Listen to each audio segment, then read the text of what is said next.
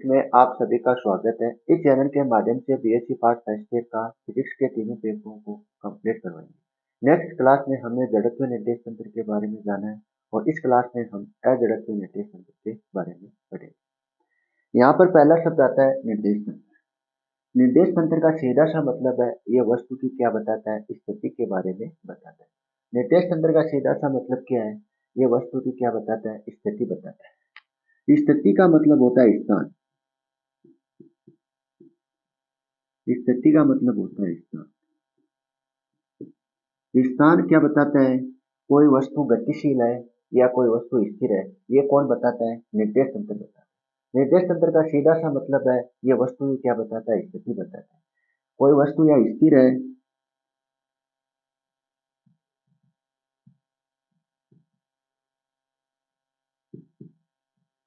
या गतिशील है, ये कौन बताता है, यह निर्देश तंत्र बताता है। दूसरा शब्द आता है अजड़त्व। अजड़त्व का मतलब अजड़त्व का मतलब होता है वस्तु अपनी स्थिति में परिवर्तन करने का क्या करती है, प्रयास करती है। अजड़त्व का मतलब होता है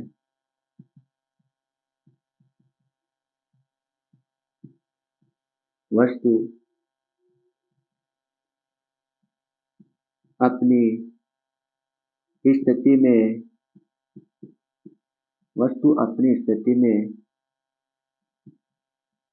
अपनी स्थिति में परिवर्तन करने का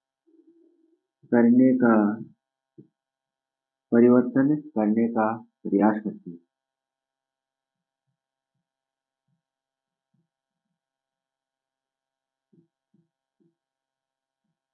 है। अजड़त्व का मतलब होता है वस्तु अपनी स्थिति में परिवर्तन करने का प्रयास करती है। परिवर्तन करने का प्रयास का मतलब ये हुआ कोई वस्तु स्थिर है वो गतिशील अवस्था में आना चाहती है और कोई वस्तु गतिशील है वो स्थिर अवस्था में आना चाहती है। और बाह्य बल भी क्या ना कार्य करे, मतलब बाह्य बल वस्तु पर क्या नहीं कार्य करे, बाह्य बल भी कार्य नहीं करना चाहिए। वस्तु पर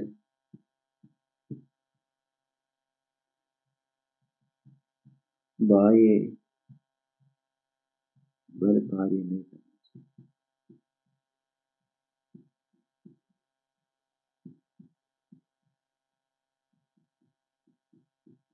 वस्तु पर क्या कार्य नहीं करना चाहिए, बाह्य बल कार्य नहीं करना चाहिए।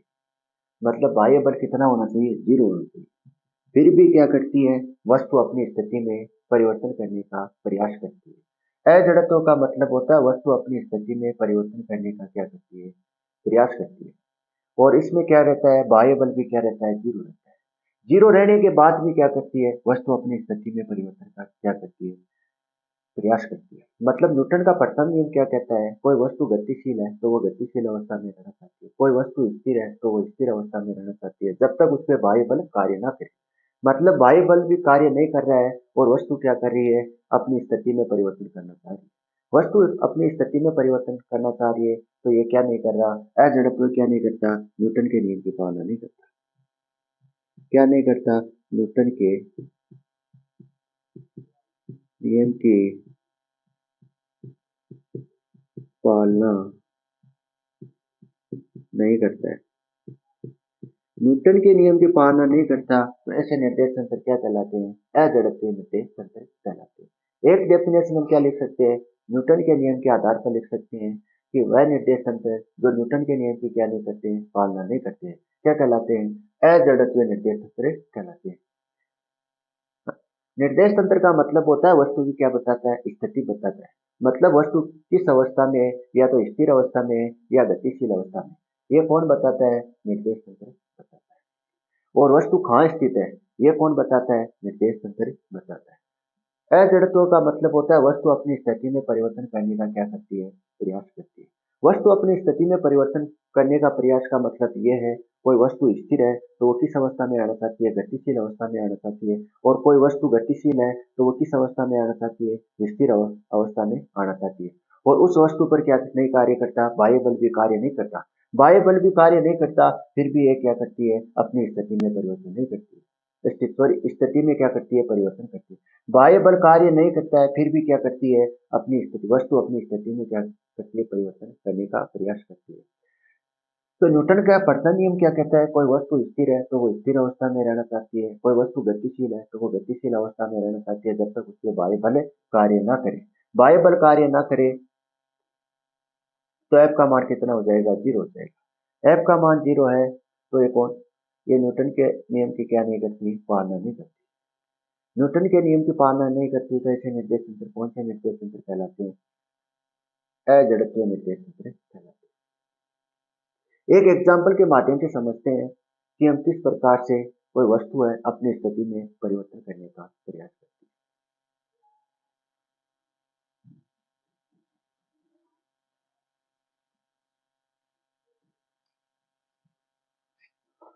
मान लेते हैं ये क्या है, कोई इलेक्ट्रिक पोल है, ये क्या है, कोई इलेक्ट्रिक पोल है और इस इलेक्ट्रिक पोल का द्रव्यमान कितना है, एम है। और यहाँ पे क्या है, कोई व्यक्ति है और ये व्यक्ति इसकी क्या बता रही है, स्थिति बता रही है, मतलब स्थान बता रहा है और स्थिति बता रहा है कि ये विराम अवस्था में है या गतिशील अवस्था में। इस व्यक्ति ने बोला कि ये जो इलेक्ट्रिक पोल है ये विराम अवस्था में। विराम अवस्था का मतलब ये है कि अपनी स्थिति में वस्तु अपनी स्थिति में क्या नहीं कर रही है, परिवर्तन नहीं कर रही।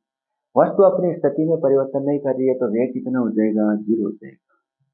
वेग जीरो होने का मतलब ये है अंतिम वेग भी क्या है, जीरो है, और प्रारंभिक वेग भी क्या है।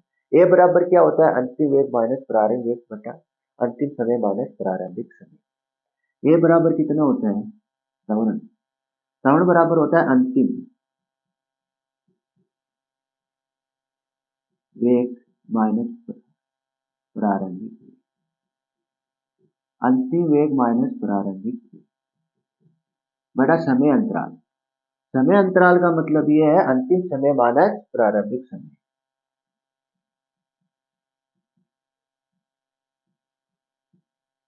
समय अंतराल का मतलब है अंतिम समय माइनस प्रारंभिक।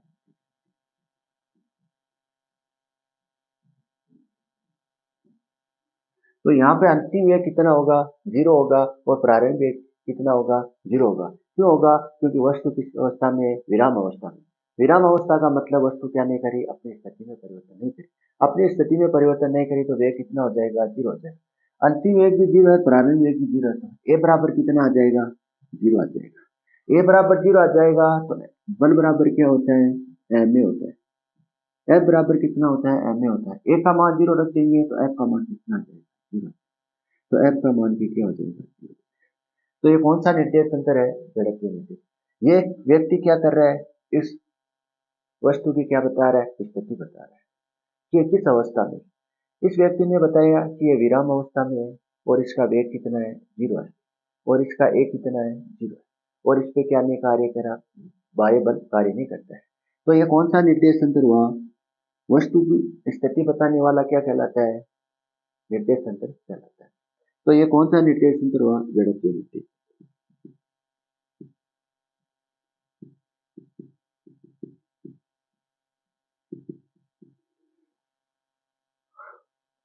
ये कौन सा निर्देश तंत्र हुआ, जड़त्वीय निर्देश।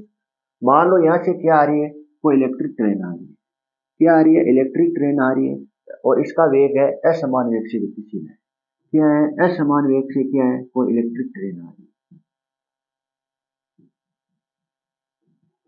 असमान वेग से गतिशील, क्या है, कोई इलेक्ट्रिक ट्रेन है। असमान वेग से क्या है, कोई इलेक्ट्रिक ट्रेन है और ये क्या कर रही है, गति कर रही है। यहाँ पे क्या है, कोई व्यक्ति बैठा है, ये ट्रेन के अंदर क्या बैठा है, कोई व्यक्ति बैठा है और इस वस्तु के बारे में क्या बता रहे हैं, इस वस्तु की क्या बता रहा है, ये व्यक्ति स्थिति बता रहा है। तो ये बता रहा है कि इस जो ये वस्तु है ये में से क्या जा रही है, दूर जा रही है। ये व्यक्ति इस वस्तु के बारे में बता रहा है, इस इलेक्ट्रिक पोल के बारे में बता रहा है कि ये मेरे से क्या जा रही है, दूर जा रही है। दूर जा रही है मतलब ये गतिशील है। ये गतिशील किसके कारण है, इसमें बैठे व्यक्ति के कारण है। आपने कभी अनुभव किया है कि आप ट्रेन में बैठे हो तो पास में जो इलेक्ट्रिक पोल है वो क्या होते हैं, बहुत तेजी से पीछे की ओर जाते हुए आपको नजर आते हैं। उसी प्रकार से क्या है, यहाँ पे ये पीछे की ओर जा रहे हैं। तो यहाँ पे क्या नजर आ रहा है, इस व्यक्ति के कारण ये जो इलेक्ट्रिक पोल है वो गतिशील अवस्था में आ रहा है और वेग क्या है, असमान वेग से आ रहा है। तो असमान वेग से आ रहा है तो वेग क्या नहीं होगा, नियत नहीं होगा। वेग नियत नहीं होगा तो एक का मान क्या नहीं होगा, जीरो नहीं होगा। एक का मान जीरो नहीं होगा तो एफ का मान क्या नहीं होगा, जीरो नहीं होगा।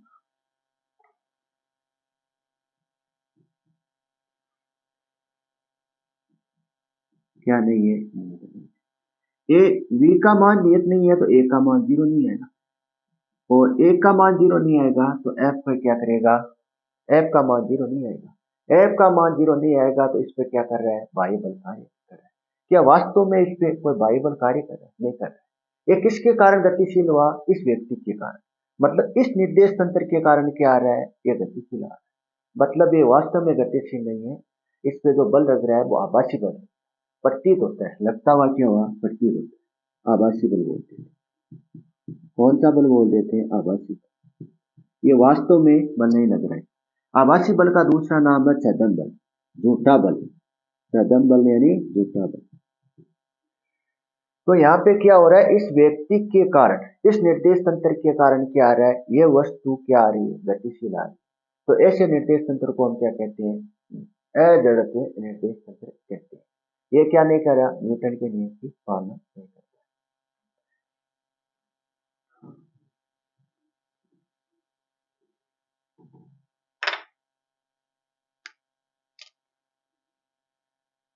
तो एक तो न्यूटन के नियम के आधार पर हम क्या दे सकते हैं, अजड़त्व निर्देश तंत्र की परिभाषा दे सकते हैं।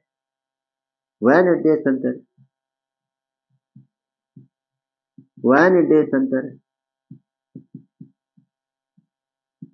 जो न्यूटन के, जो वह निर्देश तंत्र जो न्यूटन के नियम की पालना नहीं करते,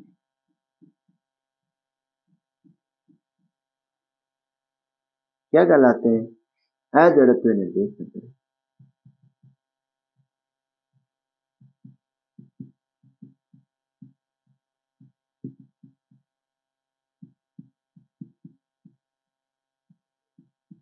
और इसमें एक का त्वरण का मान कितना आ रहा है, जीरो नहीं आ रहा है। तो निर्देश तंत्र के कारण क्या नहीं आ रहा, त्वरण का मान जीरो नहीं आ रहा, तो कौन सा निर्देश तंत्र कहलाता है, अजड़त्व निर्देश तंत्र कहलाता है। सेकंड जो परिभाषा है वो ये है, वह निर्देश तंत्र के कारण, निर्देश तंत्र के कारण, निर्देश तंत्र के कारण त्वरण का मान शून्य नहीं आता है। निर्देश तंत्र के कारण त्वरण का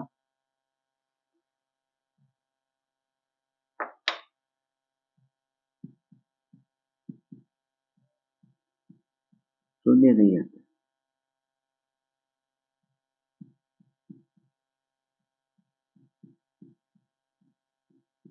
क्या कहलाते हैं, अजड़त्व निर्देश तंत्र।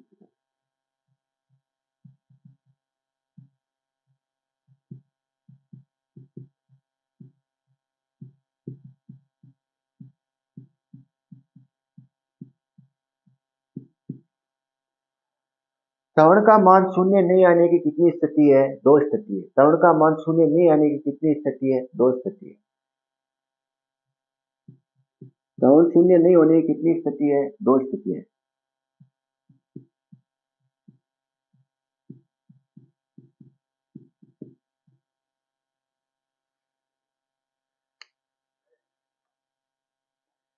पहली स्थिति है, अगर कोई वस्तु,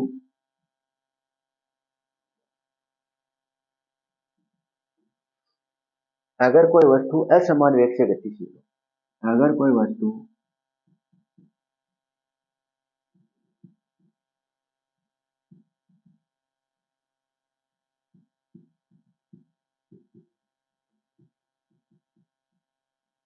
अगर कोई वस्तु असमान वेग से गतिशील,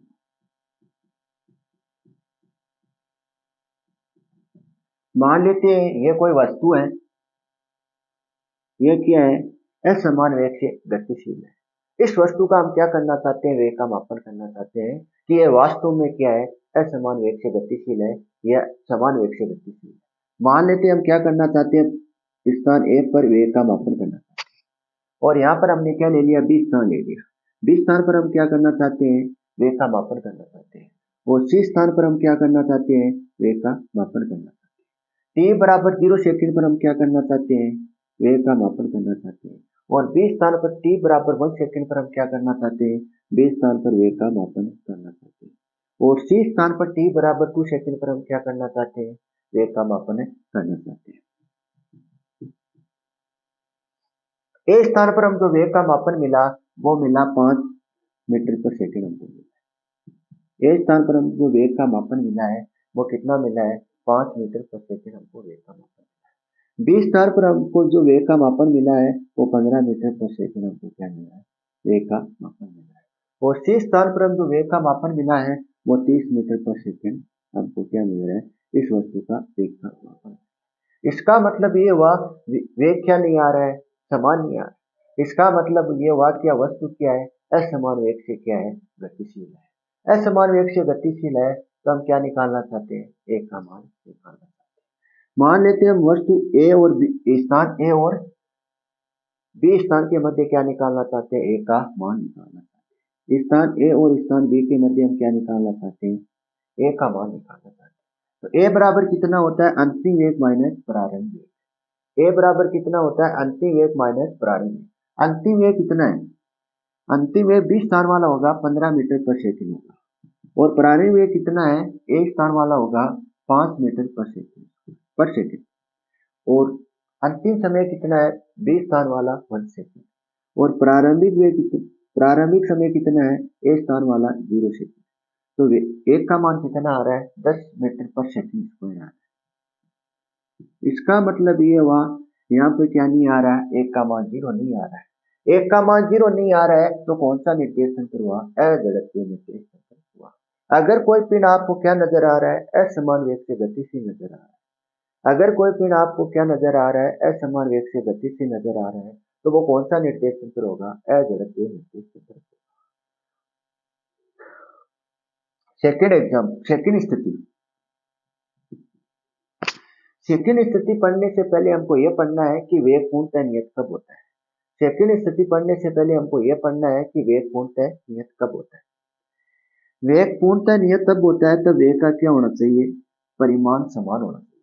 क्या होना चाहिए, परिमाण। परिमाण का मतलब यह है 20 स्थान पर ही कितना होना चाहिए, 5 मीटर पर सेकंड होना चाहिए। ए स्थान पर ही कितना होना चाहिए, 5 मीटर पर सेकंड होना चाहिए। और बी स्थान पर ही कितना होना चाहिए, 5 मीटर पर सेकंड होना चाहिए। और सी स्थान पर ही क्या होना चाहिए, 5 मीटर पर सेकंड। परिणाम का मतलब यह है कि वेग कितना आ रहा है, 5 मीटर पर सेकंड आ रहा है। ये तो हो गया परिणाम। और साथ में क्या होना चाहिए, दिशा भी नहीं होनी चाहिए। तब क्या होगा, वेग पूर्णतः नियत होगा। तब क्या होगा, वेग पूर्णतः नियत होगा। वेग पूर्णतः नियत कब होता है, जब परिमाण भी क्या होना चाहिए, नियत होना चाहिए। और दिशा भी क्या होनी चाहिए, नियत होनी चाहिए। तब क्या होगा, वेग पूर्णतः नियत होगा।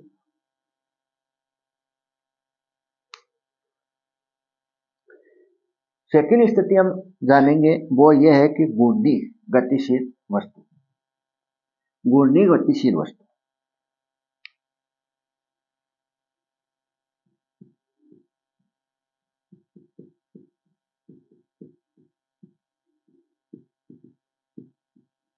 घूर्णी गतिशील वस्तु। घूर्णी गतिशील वस्तु के लिए एक एग्जांपल लेते हैं। मान लो हमारी पृथ्वी, पृथ्वी के बारे में ये जानना चाहते हैं कि ये पृथ्वी कौन सा निर्देश तंत्र है। मान लेते हैं ये पृथ्वी क्या करती है, सूर्य के चारों ओर परिक्रमा करती है, चक्कर लगाती है। ये हमारा क्या है, सूर्य है। सूर्य के चारों तरफ क्या करती है, वर्ताकार कक्षा में क्या करती है, पृथ्वी चक्कर लगाती है। मान लेते हैं ये क्या है, कोई पृथ्वी है।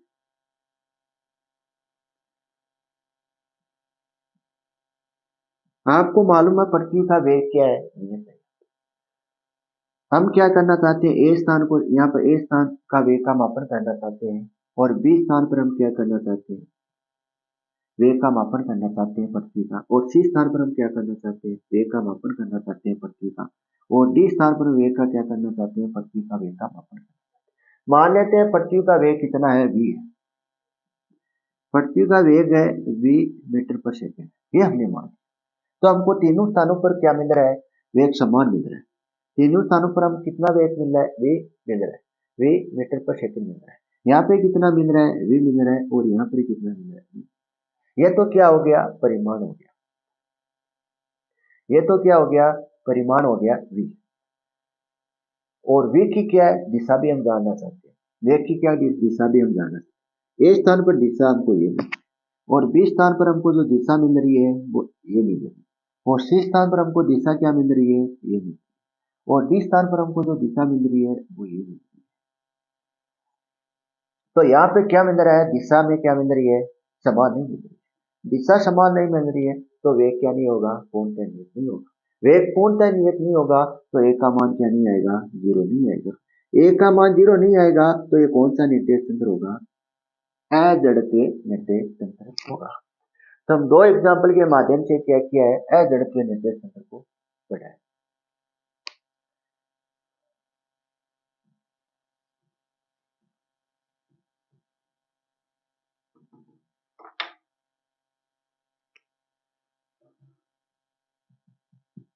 पहला एग्जाम्पल है,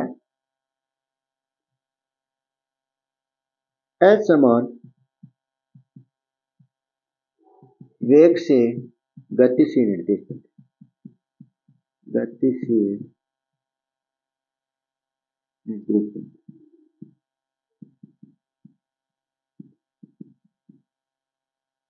दूसरा है गुणनीय निर्देश तंत्र।